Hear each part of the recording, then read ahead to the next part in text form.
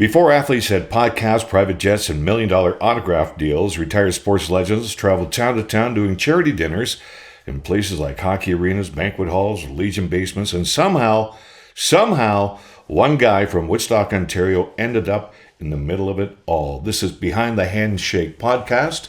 I'm Brad Jansen, and the gentleman I'm talking to is Lee McDonald. And Lee, you have so many stories to tell in about, 20 to 30 years of representing athletes, Hall of Famers from 4 different sports, TV stars, stars. And we started with George, right? He kind of got things going. George Savallo, Canadian heavyweight boxing champ, 2 fights with the illustrious Muhammad Ali. Mm-hmm. Boy, that must have been something. And did he open the door to a lot of athletes of that genre? I got to do a little traveling with you, but I know that you've had, at the Woodstock dinner anyway, you've had Floyd Patterson, Willie Pep, Carmen Basilio. But Carmen, you got to be good friends with as well, did you not? Yes, very much so, yeah. We spent a lot of time together. And in Rochester, you just kind of came about, or how was that first encounter? Well, the first encounter was at an event at the Rochester Boxing Hall of Fame. It was a dinner, and they were honoring Carmen. Okay. And I think that was probably the first time. You were there with George? Yes. Oh, okay. Yeah. So I think that was the first time I'd actually met Carmen, and that was shortly after the Woodstock dinner in 1988. It was very, very soon after that. Mm-hmm.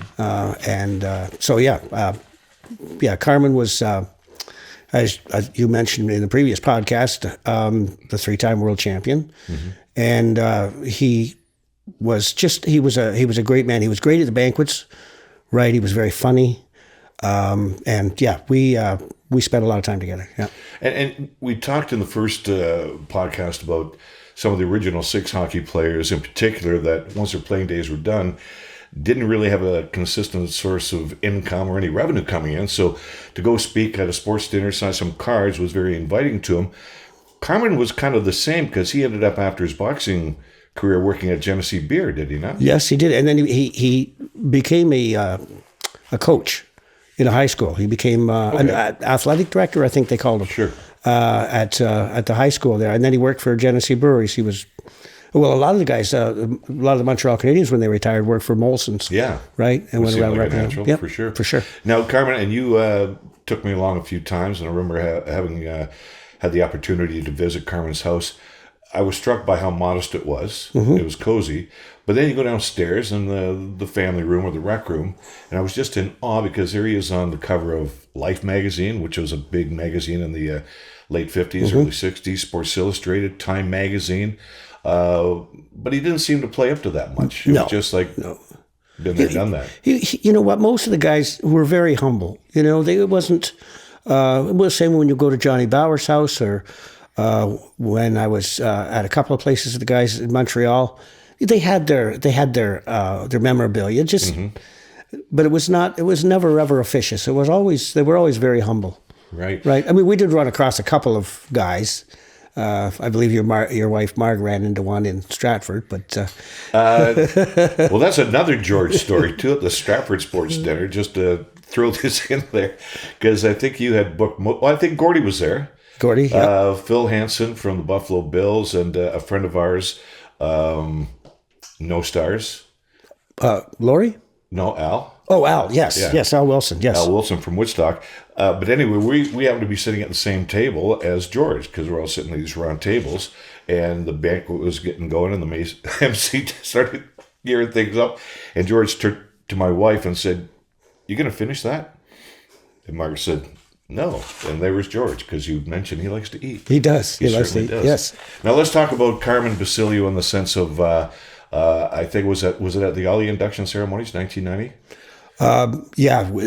That was a wonderful time. That was quite the thing to attend. I mean, with Muhammad Ali and Floyd Patterson was there, and a lot of guys, and it was. Were you pinching yourself? Actually, no, because that wasn't the first time I met Ali. I met him a few months earlier in Toronto at a sports dinner. How long ago? Dick Beddoes was there. Don Cherry was there. The Conn Smythe dinner? No. It was a special dinner for George. Oh, wow. Yeah, it was honor George. Dick Beddoes. Yeah, Dick Beddoes. And but anyway, after the induction ceremony, we all went to a private room. And so I just got up to go to the washroom. It was all of these, Kid Gavlin, I mean, these legends, that fought Boxing, yeah. years and years ago. And so I went into the washroom, and I was standing there. Was a gentleman in there named Emil Griffin. Griffin, I believe it's not Griffith, Emil Griffin. Anyway, he was a world champion, and I knew very little about him, except I was aware of the fact, I think I was aware of the fact at the time, that he had killed a man in the ring with one punch. So I'm thinking, wow, this is one tough dude, right? So I come out of the bathroom, and Jake LaMotta, the Raging Bull. Yeah. Jake LaMotta's sitting there with Spider Jones and a couple of the other guys. And he says, you were in there a long time. And I said, well, we were talking. He said, and they start to laugh. And I'm thinking, what the heck is so funny? Well, it turned out Emil's gay. So that's what, bless his heart, right? So they were timing you. They really gave me the business that night. But they were great guys. I mean, yeah. And I asked Jake, I said, will you come out and do a few of these events? And he says, I can't anymore, because when he used to do it, it was all stag. Right. It was all men, and his presentation was pretty blue, so he gave it up. I got that visual of back in the late 50s, early 60s, and smoke-filled rooms, everybody's got a stogie. Yeah. But, so, the Robert De Niro connection, too. Well, that connection is not to me. No. That's... Robert De Niro's a big boxing fan, and he happened to be in L.A.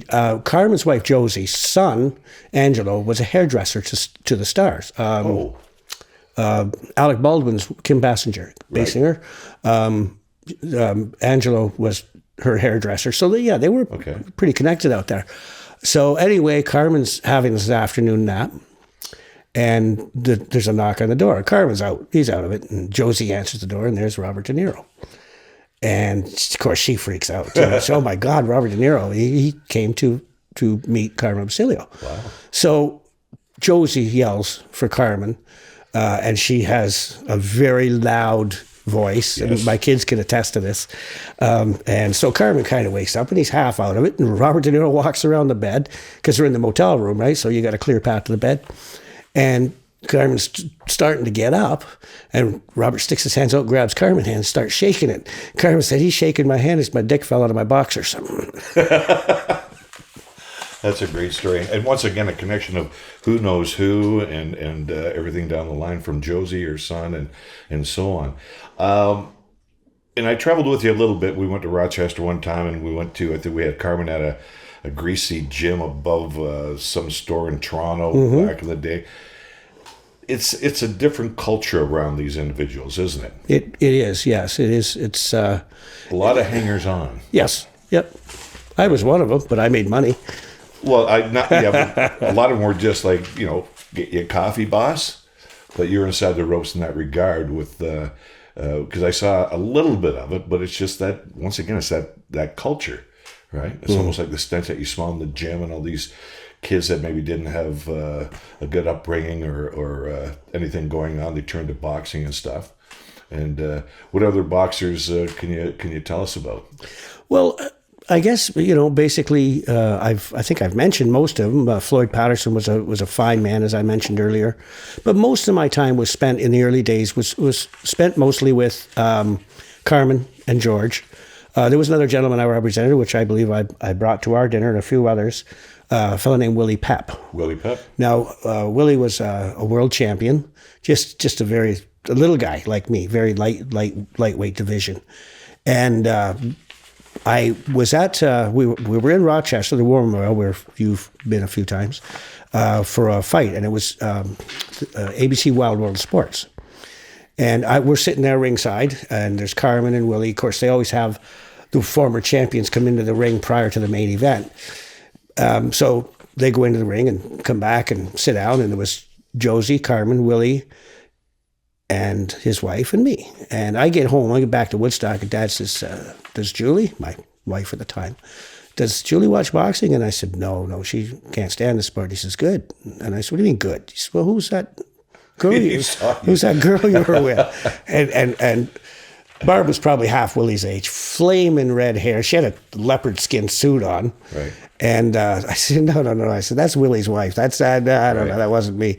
So at least I know my dad was paying attention, but yeah. So, but in terms of the boxing, I think the highlight, of course, was the Muhammad Ali induction in the Hall of Fame, because there was so many legends that were there. I can imagine. And just to be able to be a part of that and just be like a fly on the wall more than anything, right? Yep. Yeah. So now that you got Chuvalo, you've done stuff with Basilio, you've had Willie Pep, and you kind of got your foot in the door of that genre of athletics, you turned your attention to hockey.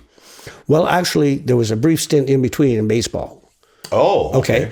There was a friend of Carmen Basilio's, a fellow named Herb Stark, and Herb owned a company called World Champion Enterprises. Okay, yeah. Okay, which I wound up adopting into Canada, and that was the name of my company. Herb originally worked with professional football players, but he made contacts with Lou Brock and a few other guys, and that was how I started representing Lou Brock. Oh, okay. Okay, and then there was, trying to think of the pitcher for the Detroit Tigers. Mickey Lolich? Mickey Lolich, yeah, another great guy. Good speaker. Good speaker, yeah. I think he was the last pitcher, American League pitcher, to hit a home run before they brought in the 1968 World Series against St. Louis, because he told that story at the banquet where he said he hits it out of the park, the crowd goes crazy, and the first base coach goes, just keep turning left. Yeah, keep turning left. Yeah. Play. Yeah. Him and Denny McClain were a force back in '68 and beat for sure. Bob Gibson and the Cardinals. Yep. Yeah. So but Lou Brock, because I remember that, because once again I had hosted 17 of 25 sports dinners in Woodstock, and the timing couldn't have been better. Lou Brock himself was enough of a draw, but Ricky Henderson had just, I think, a couple of weeks prior, by happenstance, because he was injured for a little bit before then, and then he broke Lou's record. TSN came down and covered our dinner. Yeah. The media gathering anyway. And what a gentleman he was. Oh, he was, very, very classy individual. He was kind enough. I said to him, look, just because you're here and because I can, I want to take my son an autographed bat. And Matt was in Victoria School at the time in grade 3. So he was 8 years old. So Lou and I get to this it's an old school, it was built in, back in the late 1800s, and he stops dead by the door and he looks up and he backs up and he's got this look of fear. I said, what's the matter? He goes, this is exactly like my school in St. Louis that I grew up, when I grew up. He said, it's identical. The entrance identical. Okay. And he was really reluctant to go through it. So apparently he didn't like school, but we got up there. He was wonderful. These kids, 8 years old. I mean, Lou hadn't played for years and years, and gave a little introduction of who he was. He's a great ball player, and some of the kids knew that he was coming, so they would have talked to their dad. Dad's going, "Oh my God, Lou Brock's going to be there." The principal of the school was pretty impressed. So of course, then Lou said, "Does anybody have any questions?" And my son, in his infinite wisdom, stands up and says, "Dad, next time, can you bring Jose Canseco?" No appreciation. Okay. Yeah, no. Well, and I got to ride shotgun because of one, the radio station connection there, because a lot of times we got him to do an interview and so on. I got a lot of those cassettes still. But a quick story about Lou. We're at the Vic Hader's place, the Festival Inn, which was probably one of the bigger venues here in Stratford. And I had some baseballs and I had some bats, and I said to him, "Do you mind if I, get you to sign these before we go to the venue?" He goes, "No, when you're ready, just knock on my door." And so sure enough, it was sometime afterwards, ample time to get ready. And they knocked on his door, and he came to the door, and he's got his dress shirt on, his tie's done up, he's got his knee-high socks, and his shoes are laced. He's not wearing pants. And to this day, I'm thinking, who dresses like that? And he's standing there signing these baseballs and stuff. But I remember what a congenial gentleman he was, and very class act, And I remember he defended Ricky Henderson, too, because when Henderson stole the base to set the record, he got up and said, "I am the greatest of all time." It just sounded a little, not inappropriate, but a little off. But that was Ricky. Yeah, but he blamed the Oakland A's too, because they didn't coach him properly for that moment, kind of thing, according to Lou. But it was I thought it said something about Lou, the fact that he could have said, yeah, well, whatever. Yeah. But no. Yeah. So baseball and then hockey. Then yeah, and as I was going along, since the second dinner I did in 1988, I was recruiting the hockey players, getting names and getting numbers. Sorry, and so that, as I said, I mentioned earlier that expanded very quickly because of me being given the alumni list from these guys. Sure. And it was an example would be Eddie Litzenberger. I got a call. I can't remember what city it was from, but I got a call and they said, "Hey, can you get Eddie Litzenberger?" And I said, "Sure. Yeah, okay, let me look into it."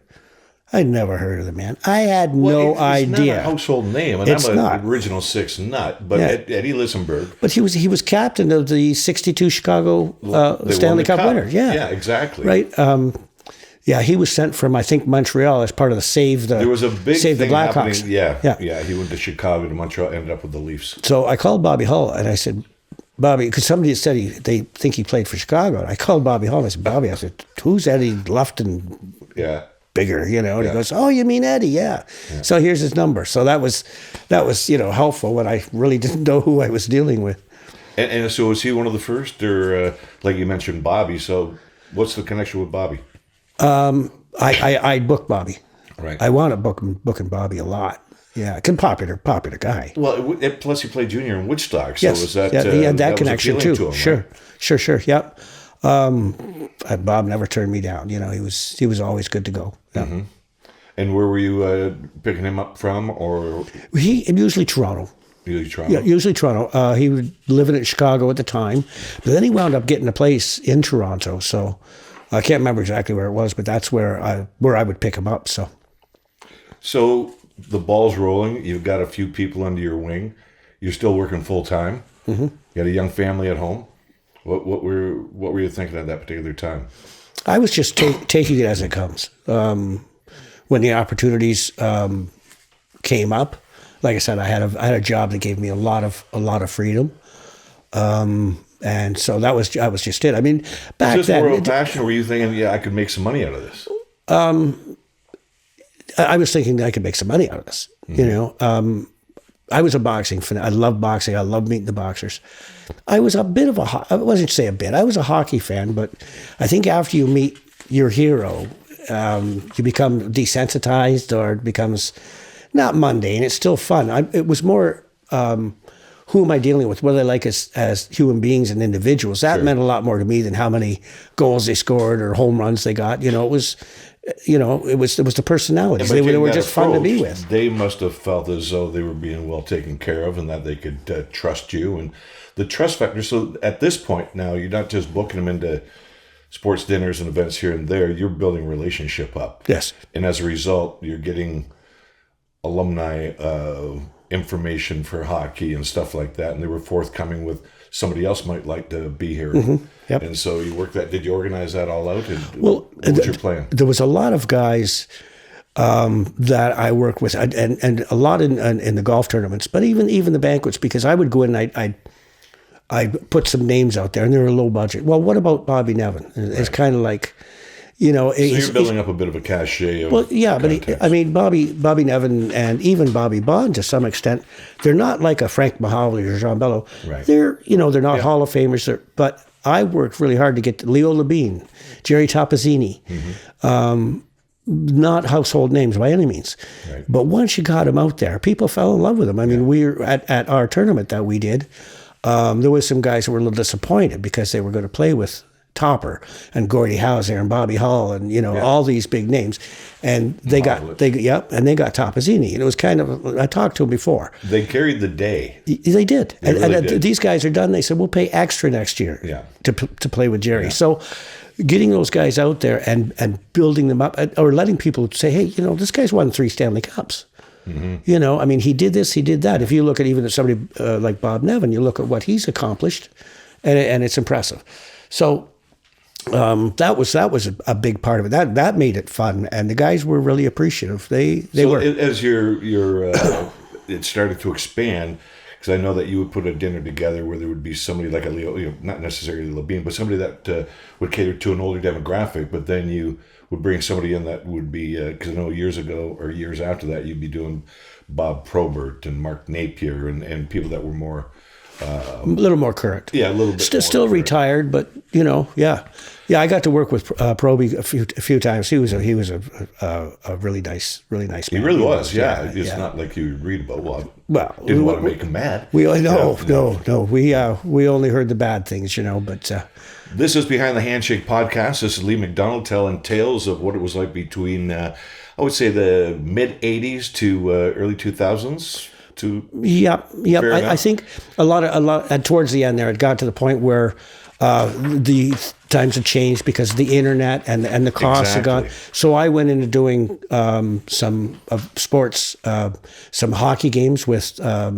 We had a Hollywood team versus NHL, yeah. Right? I think you hosted one of them, and so I got into that for a while, and even then that started to lose its luster. So that was that would have been 2004. Yeah, because the advent of the technology available, whether it been cell phones or cameras or anything along those lines, the internet certainly that feeling of.